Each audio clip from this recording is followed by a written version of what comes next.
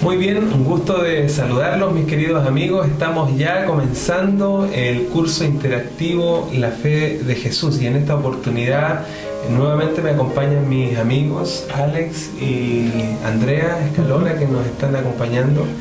Y bueno, ¿cómo se sienten, mis queridos amigos, estando nuevamente en este tercer estudio que ya estamos abordando? Muy bien, yo muy bien. Agradecido al Señor. Okay.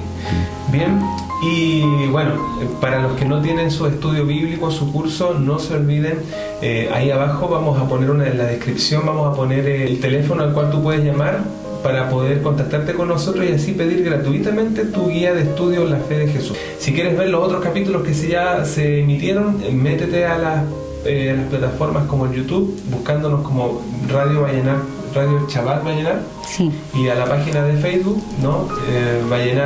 Shabbat Vallenar, para que nos puedas encontrar ahí en estas plataformas. Bien, y sin más preámbulos, vamos a hoy día estudiar el tercer tema que habíamos ya recordado la vez anterior, que titula ¿Qué enseña la Biblia acerca del Espíritu Santo? No podemos comenzar este estudio sin antes hacer una oración. Así que vamos a inclinar nuestras cabezas y lo vamos a pedir que nos acompañen en esta palabra de oración. Querido Dios, en esta oportunidad queremos pedir que tu presencia nos acompañe y que dirija el estudio de esta oportunidad.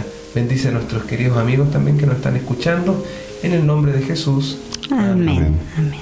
Muy bien, vamos a abordar un tema muy interesante, porque vamos justamente a hablar de la tercera persona de la deidad, ¿no? Habíamos hablado que nuestro Dios es un Dios compuesto por tres personas, y en esta oportunidad vamos a entrar a estudiar la persona de la deidad. Y la pregunta número 1 dice, además del Espíritu Santo, ¿quiénes forman parte de la Trinidad o de la deidad? La respuesta la encontramos en el libro de Mateo, el capítulo 28 y el versículo 19. ¿Qué nos dice la lectura, Andrea? Dice, por tanto, id y haced discípulos a todas las naciones, bautizándolos en el nombre del Padre, del Hijo y del Espíritu Santo. Ok, ahí tenemos las dos personas de la deidad, ¿no? Las primeras dos personas, el Padre, el Hijo, que serían los que conforman, aparte del Espíritu Santo, la deidad, ¿no? Padre, Hijo y Espíritu Santo, y la respuesta sería Padre e Hijo. Vamos con la segunda pregunta, que dice, ¿quién lo envía y cómo se lo llama al Espíritu Santo? Vamos a descubrir que el Espíritu Santo tiene otros títulos también, otros nombres que el Nuevo Testamento le dice. Para eso busquemos el Evangelio según San Juan, el capítulo 15 y el versículo 26. Dice, pero cuando venga el Consolador, a quien yo enviaré del Padre, el Espíritu de verdad, el cual procede del Padre, Él dará testimonio acerca de mí. Ok. ¿Quién lo envía entonces? Sería el Padre, ¿no? ¿Y cómo se lo llama al Espíritu Santo en esta cita? El Consolador. La palabra Consolador es una palabra que también se podría traducir de mejor manera como el defensor, el abogado. Y fíjense que en la Biblia nosotros encontramos esta función en la persona de Cristo. De hecho es el abogado, dice, hijitos míos, estas cosas os escribo para que no pequéis, pero si alguno ha pecado, abogado tenemos para con el Padre, Jesucristo el justo. Por lo tanto, llama mucho la atención que al Espíritu Santo también se le llame el abogado. Sí. ¿Se acuerdan, queridos amigos, que la vez anterior habíamos dicho que el Espíritu Santo generalmente no aparece mencionado en el Antiguo Testamento como una persona, como un integrante de la deidad? Pero cuando ya llegamos al Nuevo Testamento y nos encontramos con el ministerio de Jesús, una vez que Jesús asciende, vemos ahora la función del Espíritu Santo ya, o siendo presentado el Espíritu Santo como una persona y como la tercera persona de la deidad. Y se lo menciona como el abogado porque es el que sigue el trabajo que Jesús dejó avanzando en esta tierra mientras Él se fue al cielo. Amén. Qué increíble, ¿no? Bueno, y como para también comentar también cómo se le conoce, cómo también la Biblia lo nombra también como Espíritu de Cristo, ¿cierto? El Espíritu de verdad, el Espíritu de Dios, el Espíritu de Jehová. Se conoce también en la Biblia. Ok, muy buena acotación. Bien, vamos entonces con la respuesta, o sea, con la tercera pregunta, porque ya respondimos. Voy a pedir a Andrea que dirija en esta parte. Sí, amigos, la tercera pregunta es, ¿a qué nos guía el Espíritu Santo Y eso, la respuesta la encontramos en Juan 16:13. Pero cuando venga el Espíritu de verdad, Él os guiará a toda la verdad, porque no hablará por su propia cuenta, sino que hablará todo lo que oiga y os hará saber las cosas que habrán de venir. Muy bien, ahí tenemos entonces la respuesta. ¿Cuál sería la respuesta a esta pregunta?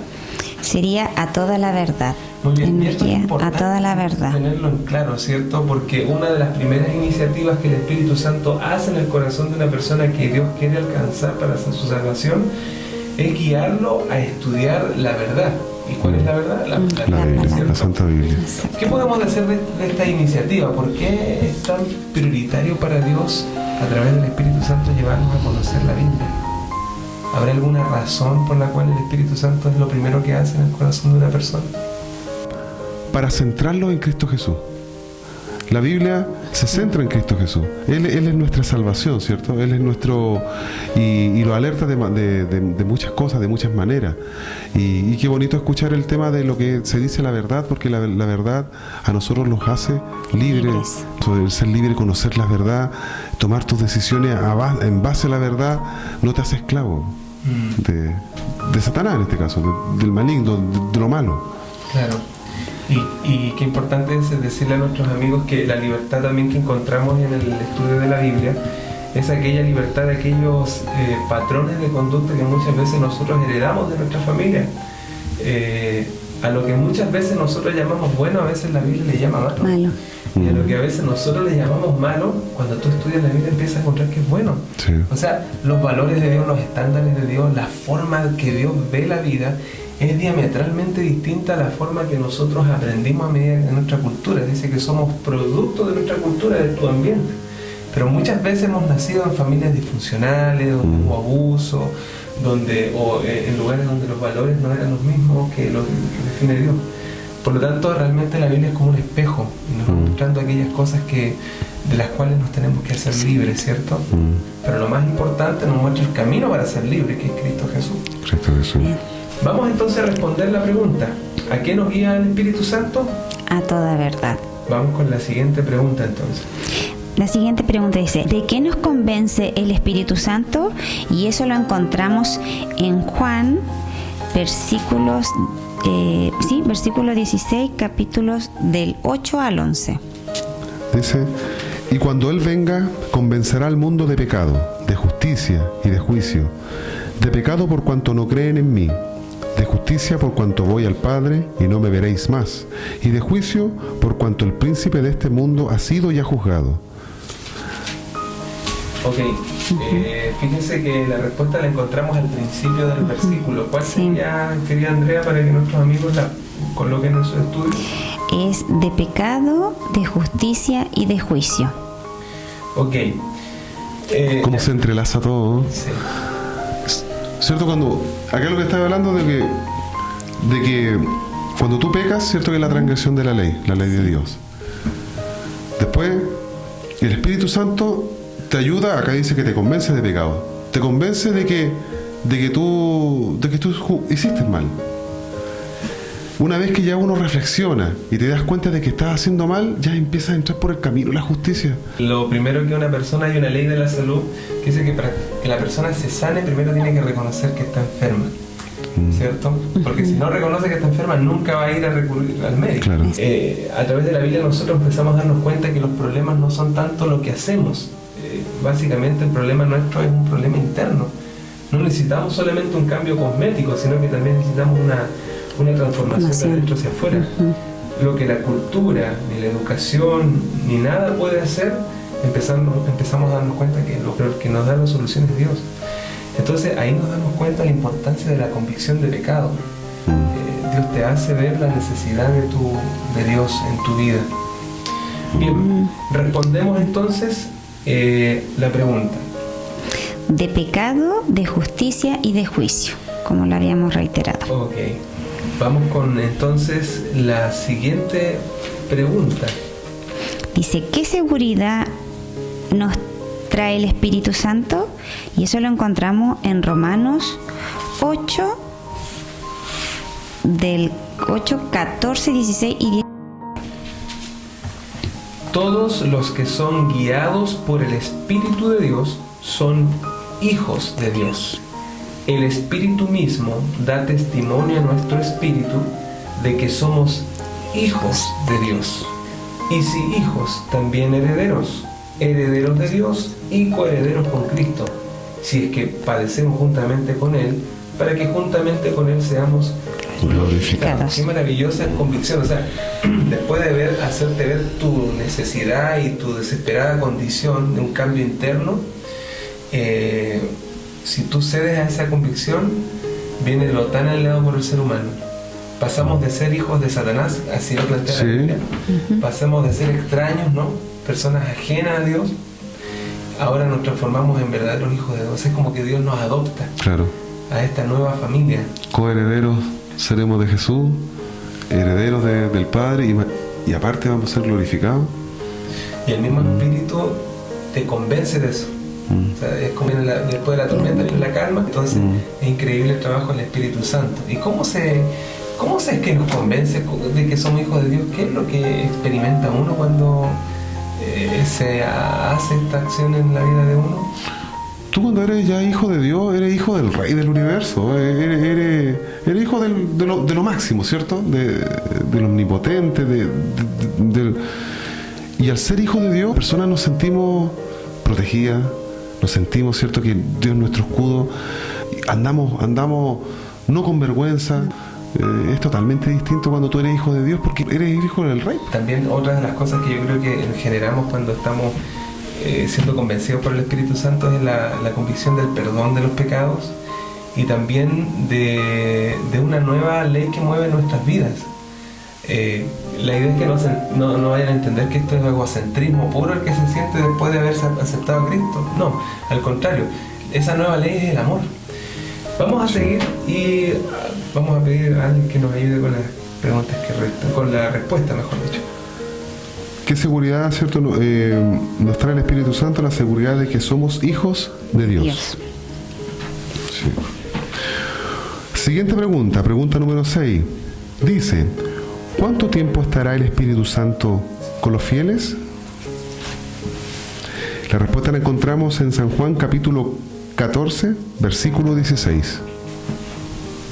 Dice, y yo rogaré al Padre y os dará otro consolador para que esté con vosotros para siempre. ¿Por qué es tan importante el saber esto? El saber de que el Espíritu Santo se ha comprometido a estar siempre con nosotros, con los hijos de Dios. Sin Él podríamos hacer algo difícilmente, ¿no? Toda la voluntad que pueda haber en nuestra vida es producto del trabajo que el Espíritu Santo puede hacer en tu vida. Sí. Esos cambios que tanto intentaste hacer y no pudiste por tus propias fuerzas, ahora que encuentras esta maravillosa verdad de que el Espíritu Santo te cambia de adentro hacia afuera, no podría ser posible mantenerlas en la ausencia del Espíritu Santo. O sea, tiene que estar el Espíritu Santo en el corazón para poder seguir experimentando estos cambios en la vida. Por lo tanto, es como ilógico pensar que el Espíritu Santo se puede apartar de un hijo de Dios, ¿no? Al menos que uno se aparte de él. Claro, claro que sí. Vamos entonces a responder. ¿Cómo sería la respuesta?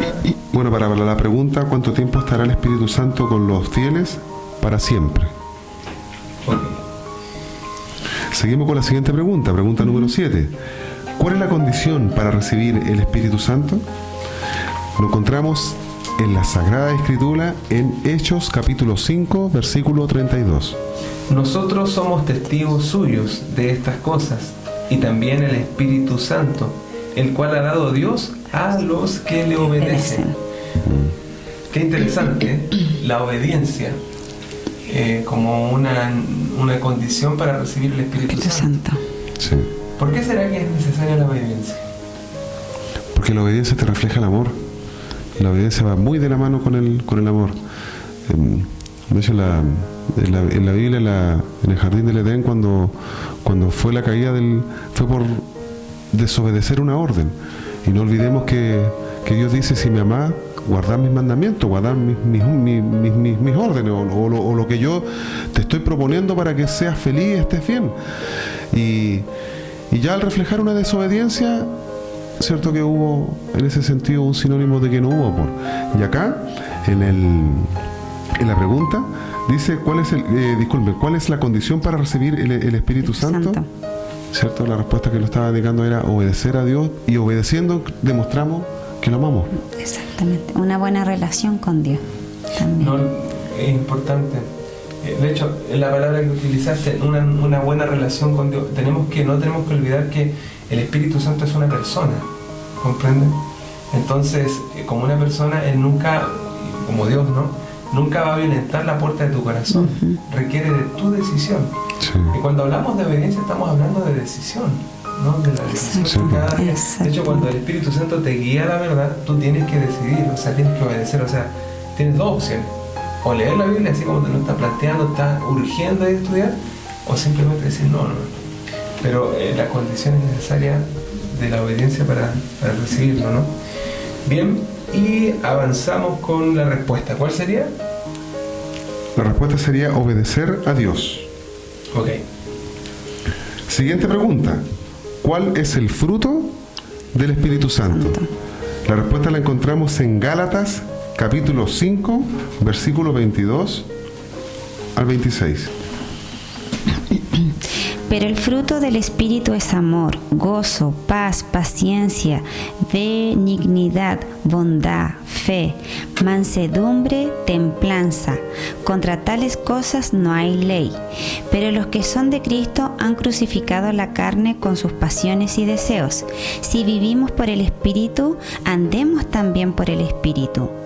No busquemos la vanagloria y irritándonos unos con otros, envidiándonos unos a otros. Bien, la respuesta está en la primera parte del versículo.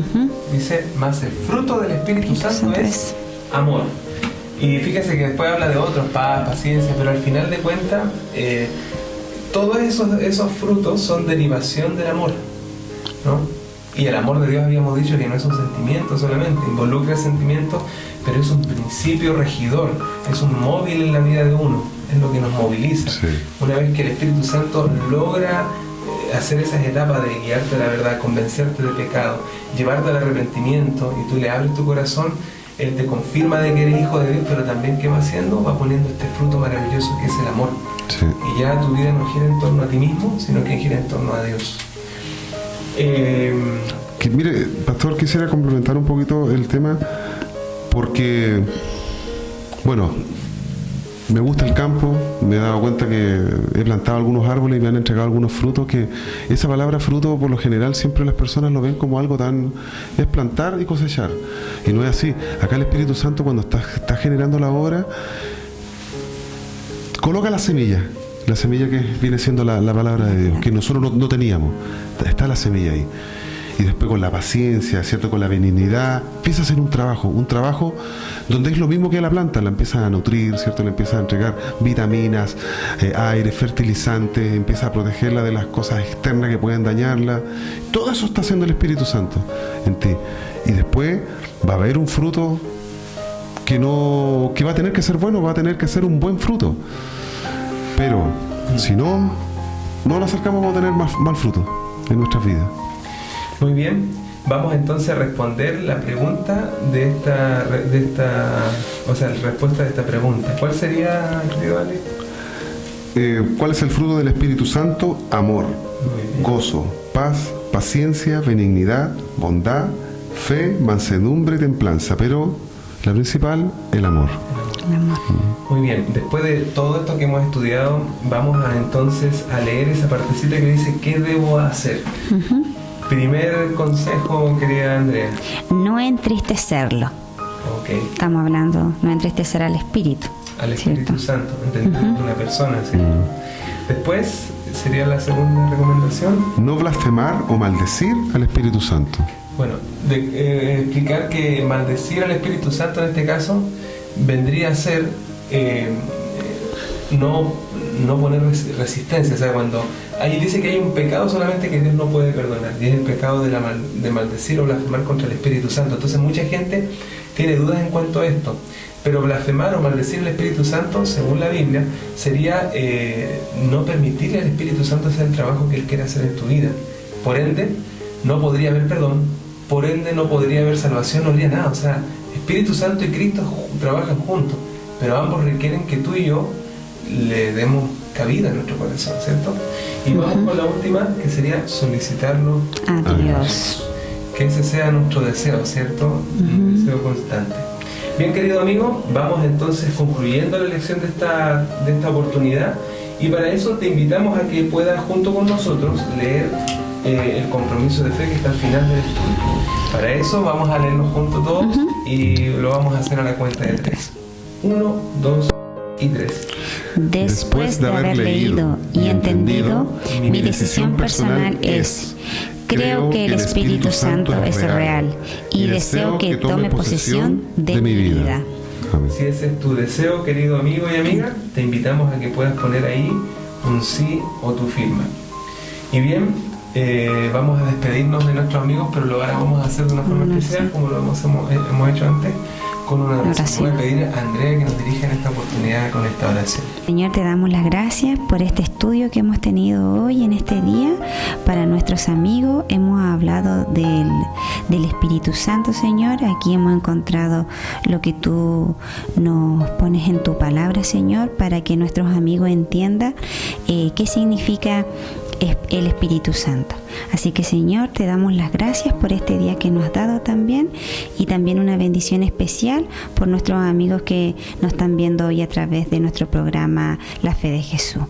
Te lo pedimos, Señor, todo en los méritos de Cristo Jesús. Amén. Amén. Amén.